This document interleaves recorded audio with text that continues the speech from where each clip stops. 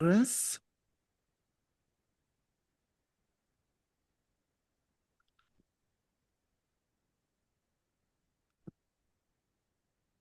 Esta imagem diz muito para nós, verdade? Quem está habituado com as histórias da, da vida de Jesus aqui na Terra e vê essa configuração, parece que a pessoa está andando sobre a água, ou está muito molhado, né? Chovendo muito, ou é o episódio em que Jesus caminha mesmo sobre as águas, assusta os seus discípulos. Eles ficam com muito medo, é um fantasma, meu Deus! Fora o medo que eles já estavam sentindo da tempestade no mar, aquele grande lago lá, né? Mas sim, que se comportava como um mar. Então, muito vento, muita chuva, água entrando, e eles remando, remando, sem conseguir sair do lugar. A impressão de que iam morrer afogados. E de repente vem aquela figura andando de um jeito impossível. É impossível. Naquela escuridão e junto com o medo da tempestade, é claro que eles pensaram em coisas sobrenaturais, mas Jesus gritou de lá: não tenham medo, sou eu. E Pedro, o atrevido Pedro, se é você mesmo, gritou de volta: faz com que eu vá até você, então. Porque Jesus pode fazer isso. E Jesus disse: vem. Então, está esperando o quê? Vem. Ele foi. É incrível como Pedro foi. Meu Deus, nós iríamos? Ele foi. Mas, quando já estava bem perto de Jesus, ele ficou pensando no impossível. Pensando no, cara, não é possível, o que eu estou fazendo aqui? Não tem nada firme embaixo do meu pé. O professor de física não está gostando de ver isso aqui. Eu já estou de recuperação em física. Como que eu fico em pé no meio da água assim? Vou ser reprovado. Eu vou cair, eu vou afundar. Por causa desse medo, não é que ele afundou mesmo? Tá legal, Jesus o segurou, mas deu uma bronca nele. Por que que você teve medo? Mas que bestagem, por que que você teve medo? Para minha surpresa, quando eu fui ler este capítulo do livro Caminho, Verdade e Vida, o capítulo 26, que se chama Padecer, o início da conversa é medo. O início do capítulo fala de vocês não têm que ter medo do que virão a padecer. Sempre tem uma epígrafe assim, né? Um pedacinho retirado dos evangelhos que o Emmanuel coloca aqui no início do capítulo. Então, esse que foi do livro do Apocalipse. Então, escrito por um dos que viveram com Jesus, mas que morreram de morte morrida depois de muitos e muitos anos, né? Que morreu de velhice, o único deles, o João. Nada temas. O capítulo começa nos lembrando que Jesus quis afastar o medo da estrada dos discípulos. Jesus era um professor que não se incomodava de dizer tudo de novo. Ele disse tudo outra vez, mas de outra forma, para ver se a meninada entendia. Como nós, eram uns alunos muito refratários, muito resistentes, muito. Não, não quero fazer isso, não. Estou com medo. Eu não dou conta disso. Esse negócio é difícil demais. Oi, eu não estou entendendo. Você pode repetir, professor? Então, ele tentava fazer com que as pessoas, seus seguidores, não tivessem medo. O contrário do medo é a fé que nós dizemos ter. Mas o balde de água fria desse capítulo é esta segunda frase aqui. Não é para todo mundo isso. Então, embora a gente seja aqui seguidor, a gente se esforça, tá?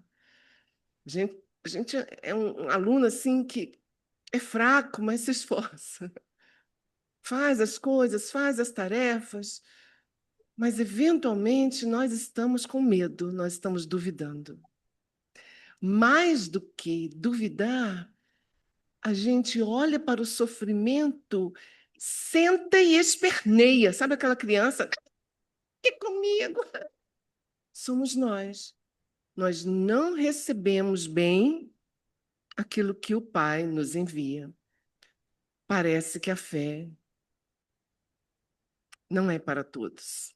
A Igreja Católica diz que é um dom. Já ouvi alguns padres dizerem isso. Dom é uma coisa assim que a gente não sabe explicar como é que o outro tem. A gente costuma usar essa palavra dom para alguém que já canta desde criança, para alguém que já joga futebol muito bem, pinta muito bem desde criança, tem o dom.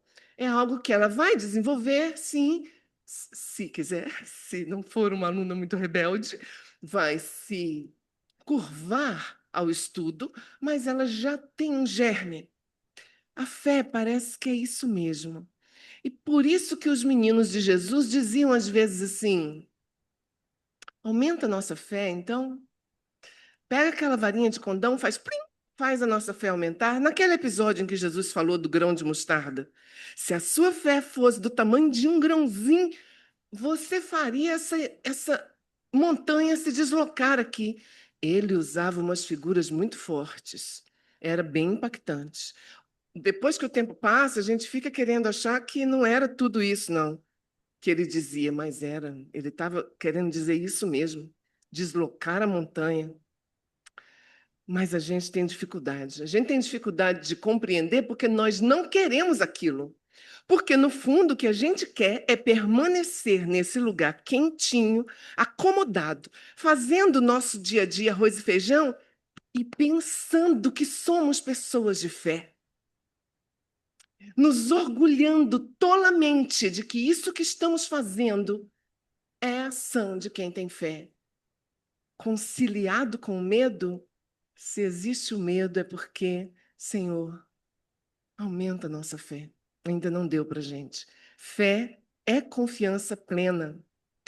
O mesmo capítulo faz essa pergunta aqui. Então, padecer é o quê? Sentir medo? Não, é o que a gente pensou mesmo, sofrimento. Mas o sofrimento só é real quando encontra eco dentro de você. Aquela história do copo meio vazio e meio cheio é o mesmo evento que aconteceu comigo e com você. Eu tô aqui lamuriando. Ah, por quê? Por quê? Por que comigo? Não aguento, não aceito. E você já arrumou suas coisas, já virou as costas, está fazendo outra coisa, já virou a página. A gente dá nome de resiliência, mas aconteceu exatamente a mesma coisa. Por quê? Que é diferente a reação. É a reação que é o sofrimento. É a reação que está relacionada à fé. Não o que acontece com esse corpo aqui, porque, olha, tropeçar, cair do meio-fio, da escada. Outro dia, eu já comecei a cair, né? Os velhos, ai, segura a velha, já começa a cair. Já caí dentro da minha própria casa. Ah, minha mãe, outro dia, caiu na rua. Então, mas o que acontece com o corpo é lição e aprendizado. Vai ser sofrimento? Depende da sua fé e da sua reação. Olha isso. Aí eu lembrei que eu li alguma coisa semelhante no livro dos Espíritos. Quando você sofre, é uma reação semelhante à da criança que perdeu seu brinquedo. Mas quando a criança começa a chorar por um brinquedo perdido, você, eu também, nós adultos que dizemos ter fé, nós dizemos assim: que bobagem. Não chora, não, que bobagem. Ai, não seja tão bobo, porque você está chorando por uma coisinha sem importância. E nós não dizemos o mesmo para nós. Não, porque nós somos mais importantes que as crianças, né? Porque a nossa dor tem muito mais valia do que a delas é como brinquedos, como crianças. Eu pintei de azul o trecho do Livro dos Espíritos. A pergunta era assim: os espíritos que estão aqui perto de nós se afligem quando veem nosso sofrimento? A aflição deles é por causa da queda que a gente leva, que ralou o joelho e a mão? É da ordem física? Ou eles se afligem mais pelos sofrimentos de ordem moral? Parece uma pergunta retórica, né? Parece que a gente já vai sabendo a resposta. Eu tive essa impressão. Mas, graças a Deus, o codificador fez a pergunta. E a resposta deles, essa enorme resposta aí, é para dizer que, olha, eles não ligam muito para a sua febre, não.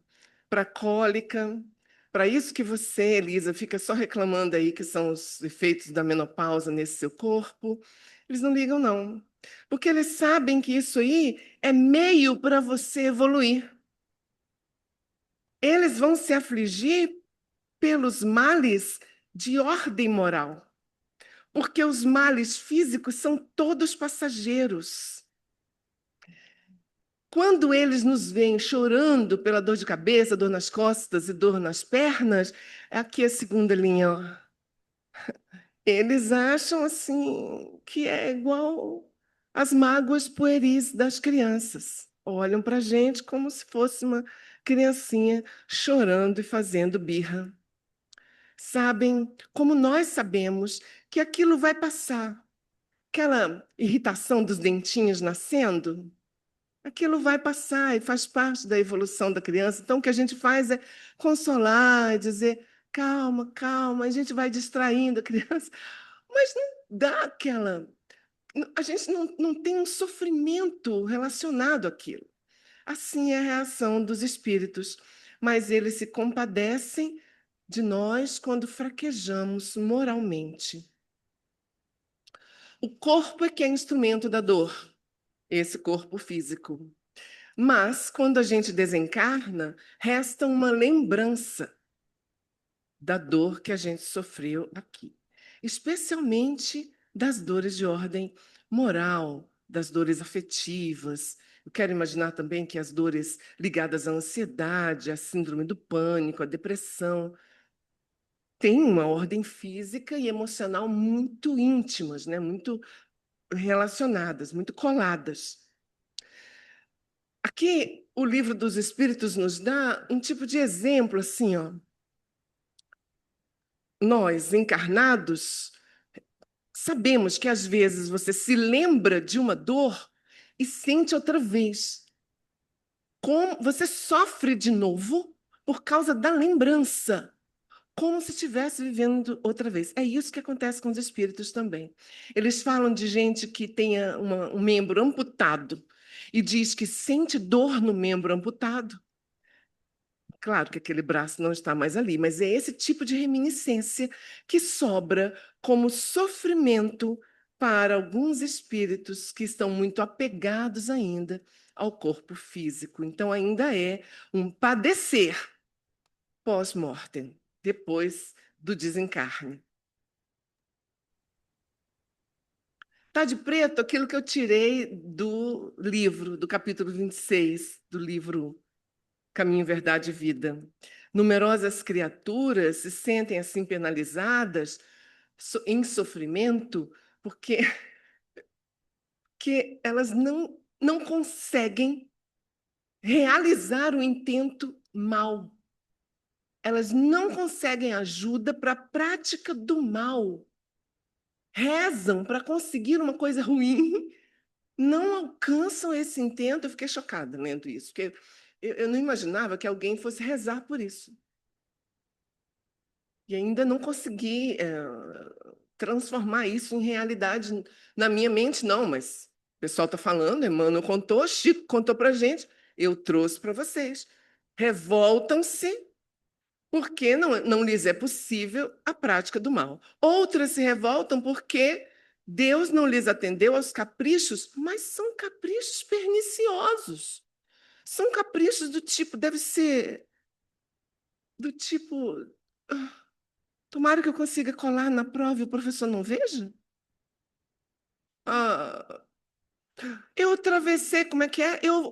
Eu avancei o sinal. Não, passei pelo redutor de velocidade, era 60, eu passei a 120. Ai, meu Deus, tomara que eu não seja multado, tomara que eu não seja multado. Deve ser isso? Eu não sei, não. Peço sinceras desculpas. Depois eu estudo mais. Para entender essa coisa de Deus não atendeu a um capricho pernicioso meu.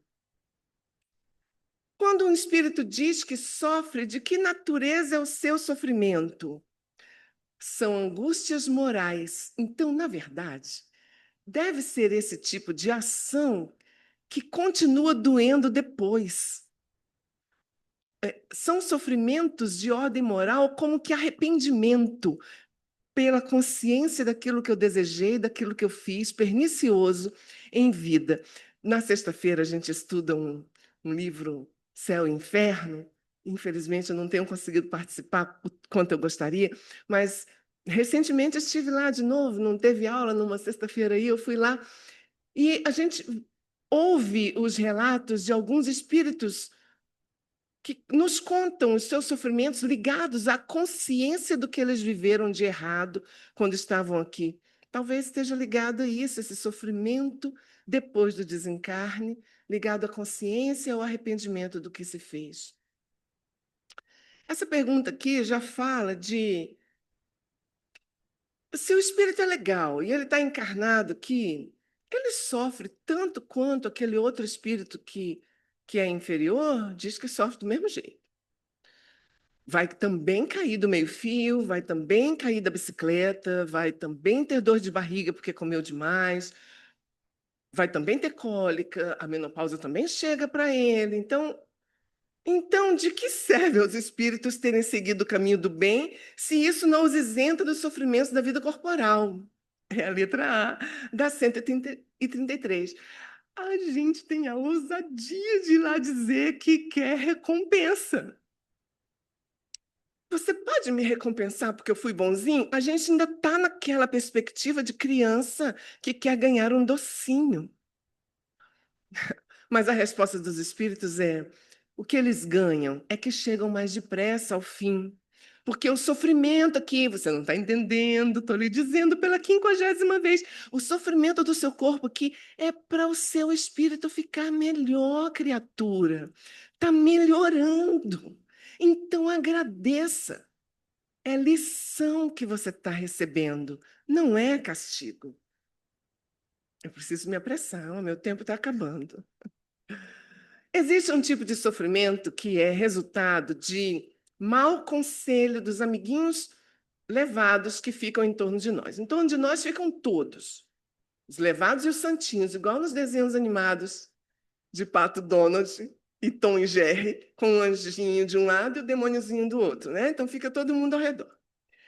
E aqueles demôniozinhos ficam nos fazendo maus conselhos. A pergunta é: por que que eles fazem isso? Para que vocês sofram como eles. Oxe, que eles nos veem sofrendo. Diminui o sofrimento deles? Não, não diminui, mas eles estão morrendo de inveja de ver que você não está sofrendo. Então é como se fosse assim, não sofro sozinho. Eba, ele estava pensando que era melhor do que eu, agora eu estou fazendo ele sofrer tanto quanto eu. Não está querendo sofrer esse tipo de sugestão? Vibra em outro patamar. Para de pensar no que é ruim. Passa a ver o copo meio cheio. Olha de outra maneira. Quando pensar que sabe uma coisa, olha de outra maneira.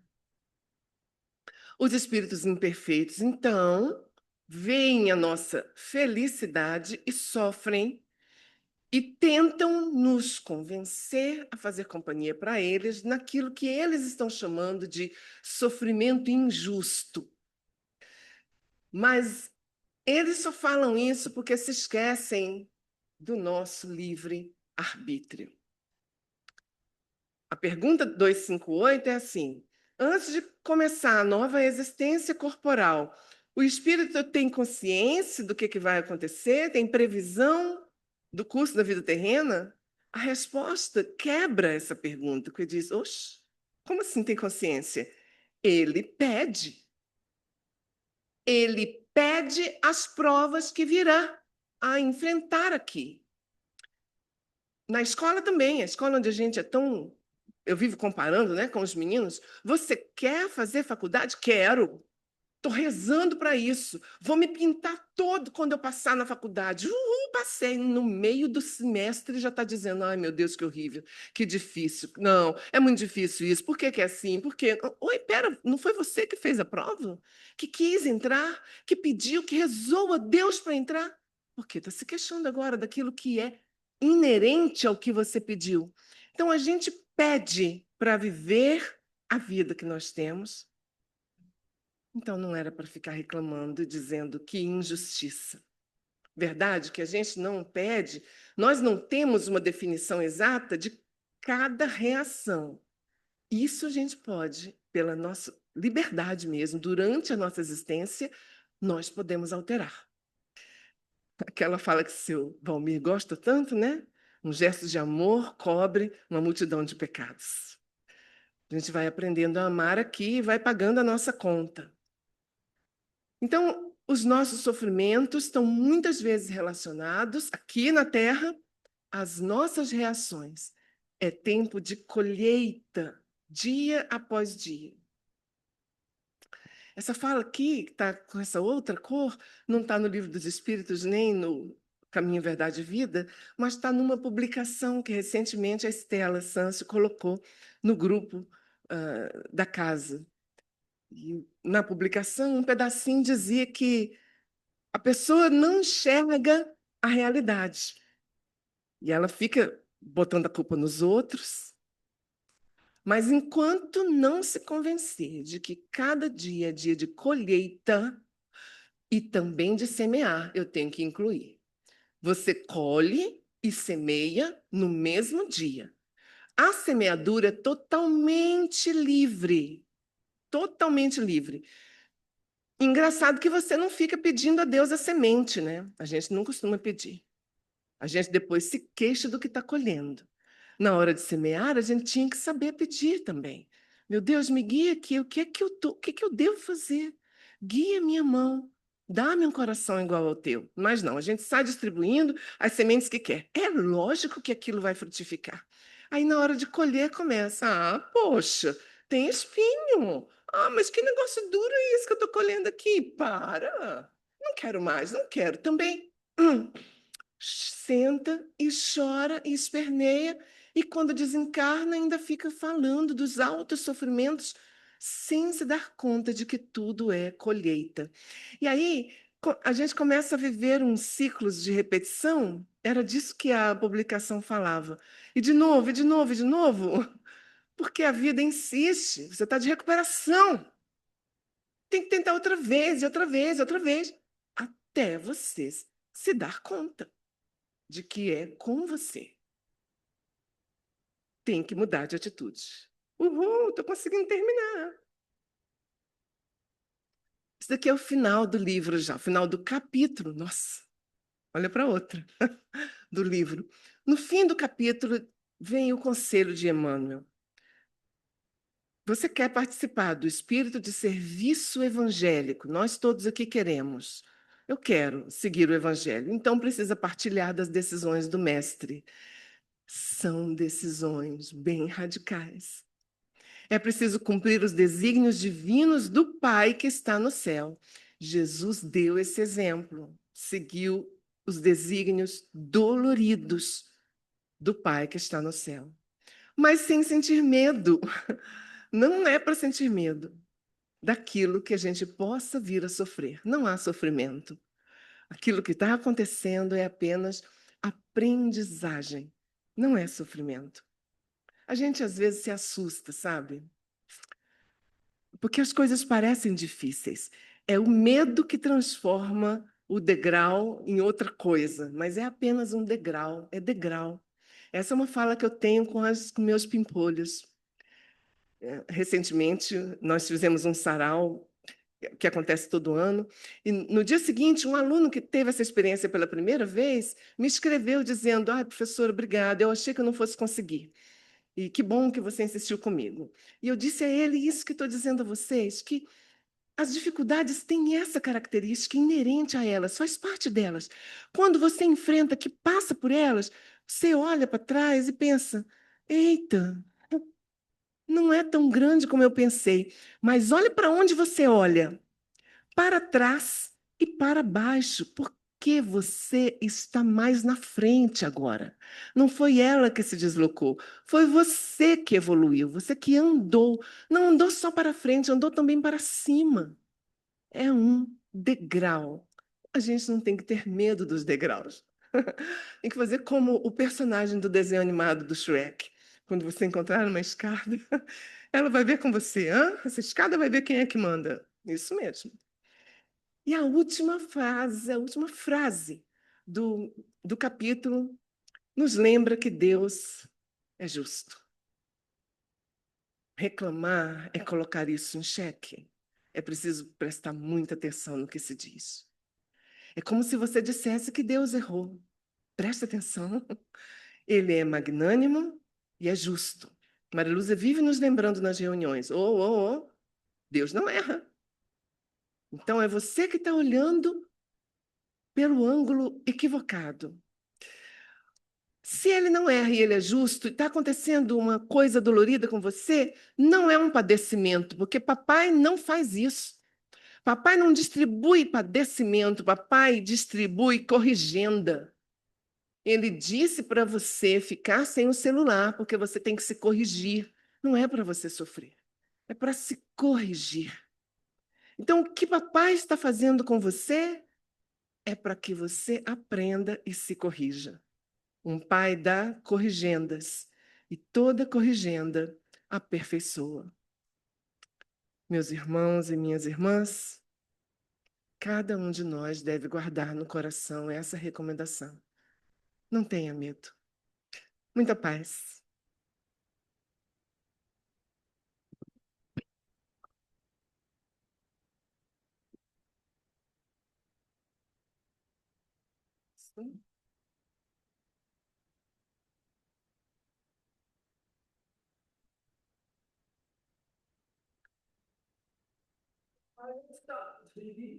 Não fala isso.